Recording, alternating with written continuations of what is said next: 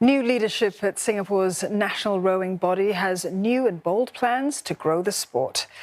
To expand the current pool of rowers fivefold, it aims to reach out to schools and the armed forces, and it's also setting its sights on coastal rowing, a new discipline that's expected to be included at the 2028 Olympics. Alif Amshar tells us more.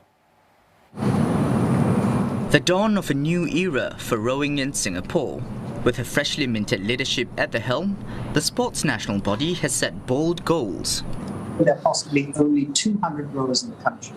I've committed that we're going to get to 1,000 rowers. It's going to be an inclusive sport that is going to embrace all nationalities, but more importantly, all aspects of the Singapore community and all ages, and is going to include para rowing as well, which has never existed. It exists under a constitution, but we've never undertaken it as a sporting activity.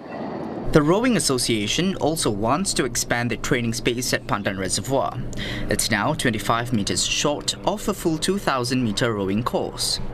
The association also plans to develop a newer discipline in the sport called coastal rowing. So to learn more about how coastal rowing compares to more classic forms of rowing, I'm joined by Olympian Joanne Poh. Hi Joanne. Hi. It's a knockout, it's a one-on-one, so like me versus you, like A and B, like we run from the beach towards the coast, and then your boat is parked there, so both person will run, then hop onto the boat, go on a slalom course of 250 meters, so there's 2 buoys, and then you go around it, and then sprint back, hop off your boat, and then run towards a buzzer, and then you hit it. Coastal rowing is likely to feature at the 2028 Los Angeles Olympic Games. It's set to also debut at the 2026 Commonwealth Games in Victoria, Australia.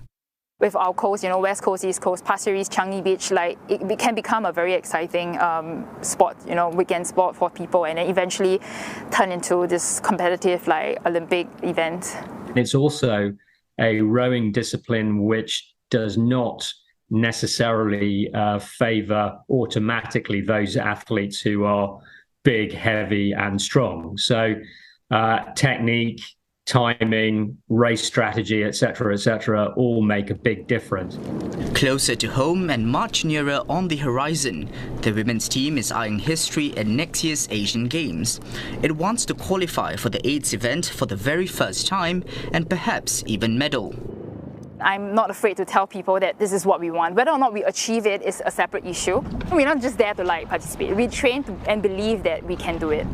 Joanne and 3 others have already booked their spots for Hangzhou in September in the single and double scull events.